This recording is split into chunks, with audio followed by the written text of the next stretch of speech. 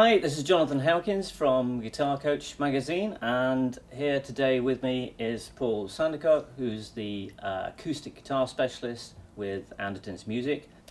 Thanks very much for your time today. Great, no problem. And so I know you brought a number of guitars along, so what we'd like to do is for you to talk us through a little bit the idea of, you know, when you're walking into that store, you're starting to think about that sort of first guitar.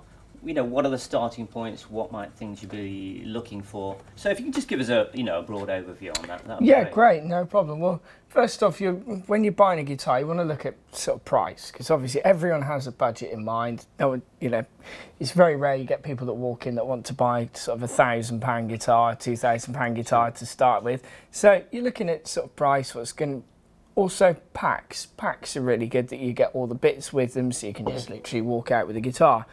This, for example, is a Fender. It's a CD60 starter pack. They do it in a couple of colours. So you can have black or the natural, which is your normal kind of colour for an acoustic guitar. It comes with all the bits that you need to get going. They're easy to play as well. That's a really, really nice thing with anything, anything made by a good brand. That's something that's quite important to look out for, is for a good, well-known brand. You've got guys like Fender, Yamaha that have been building guitars for years. They build high-end guitars, so they really know what they're doing when they put together lower-end guitars. Right, so and you're saying that they think that actually might make them easier to actually play, you know? Yeah, physically they spend a little bit more time actually on what we call the setup of the guitar. So the strings are actually quite close to the fretboard on this. I don't know if you can see it on the camera, but it's really, really easy to play. So you know, 40 years ago you would have had strings that were a mile away from the fretboard and, you know, bleeding fingers from playing them, whereas with these they really are quite easy. There's not that much difference between this and a few £100 guitar. They are really that good. Right. And so as you start to spend more money on a guitar, where is that, you know, money being spent in terms of what differences are you getting? Okay, so this guitar here is all made of laminate woods. The back and the sides are laminate layers of wood. For those of you that are unsure, it's just literally layers of wood that are glued together to make up one structure of wood. When you spend a bit more money, you go up to what we call a solid top guitar, like the Yamaha here that's next to me. Now, the actual top of the guitar is all made of one solid piece of wood, right, which allows it to vibrate much more easily, giving the guitar a better sound. Right. So it does actually, you know, you do actually get tonally a different sort of sound. Absolutely, yeah. Because it's, with an acoustic guitar, the sound of the guitar basically is coming from the top of this guitar moving. I'll show you. If I strum a chord and I put my hand on the top of the guitar, you can hear that I'm going to essentially stop the vibration.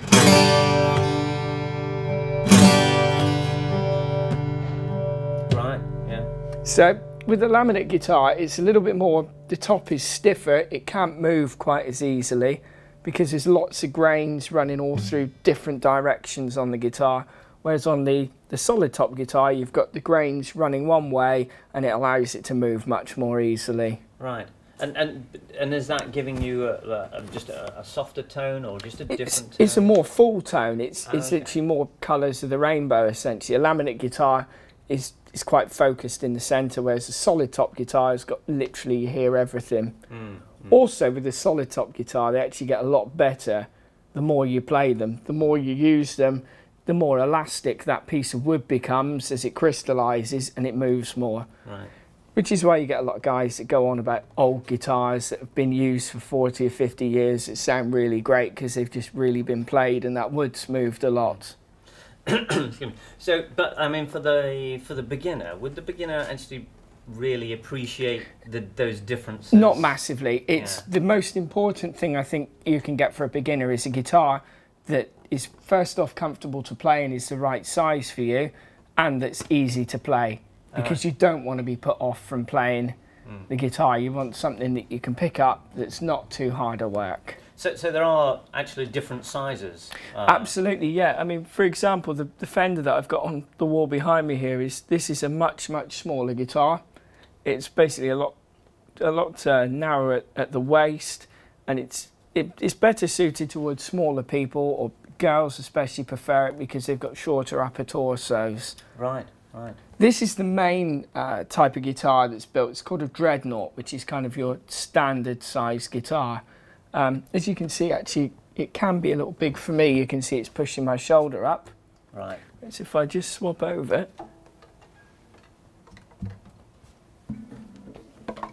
Oh, yeah.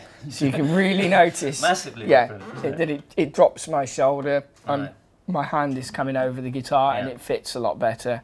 So that's something to consider. And there are guitars at the lower end price that are smaller as well. Right. So this is why it's worth always going to your local shop and actually trying some guitars. And even if you can't play, just literally sit down and kind of get a feel for how it feels sat on you. So I see we've got a couple of other guitars here. Yeah. Maybe you could just tell us a little bit about those and again where the differences are. Yeah, absolutely. So when we go up to I'll pick the Yamaha here that we've got. This is what happens when you sort of go up to around roughly just under the £200 mark. So it's cosmetically a little bit nicer. It's got some nice binding on. You've got some small dot inlays. The main difference is this, as I said to you, is this top is actually a solid top guitar. Right. There's quite an easy way that any of you guys can actually look for this. If you look into the sound hole of the guitar, and I'm sure we'll get a shot of it a bit later for you, you want to look and see if the grain runs all the way from the top through to the bottom of that sound hole, and you can see that yourself. Yeah. Yeah. Yes. And that tells you whether the top was laminated from lots of different bits of wood or solid in this, as it is on this instance. Right. And it just gives the guitar a more rich sound.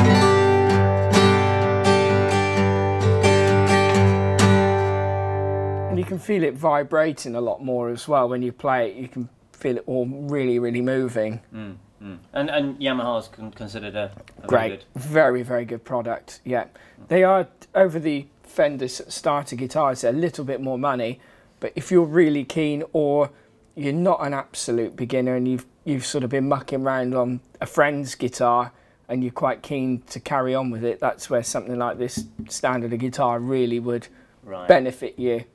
And you're not going to need to upgrade it as quickly. It will last a lot longer. Right. Yeah.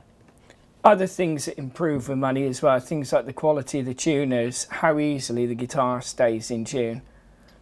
Better quality tuners are smoother and they're easier to keep the guitar in tune. Yeah. So Paul, what about the idea of, should I buy a new guitar or should I buy sort of second hand? If you can just tell me a little bit about what are the pros and cons of that side of things.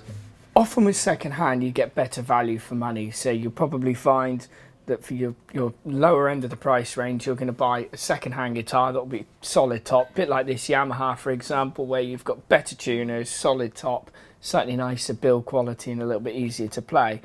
Versus a new one, the only downsides, you've got to make sure the neck on it's straight, that it hasn't warped or twisted, that it's got a reasonably fresh set of strings on it, which we'll look at a little bit later about strings, and that it's set up properly. Otherwise, you don't want to buy something that's going to be counterintuitive, that's going to be harder to play, and that's why often if you go into a shop and you find that they've got something that a guy's traded in because he's gone up to the next level of guitar, you can often get a really, really good value guitar for not a lot of money. Although generally you're not going to get all the bits with it, so sort of tuner, strap, strings, picks, but you will benefit from getting a really, really good guitar. Okay, Paul, that's great. Well, many thanks indeed for your time today and providing us with those hints and tips and advice, and hopefully everybody will feel more informed now to go out and buy that first guitar. So thanks very much, Paul. No, that's brilliant. Thanks a lot. See you again Great. soon. Cheers. Bye for now.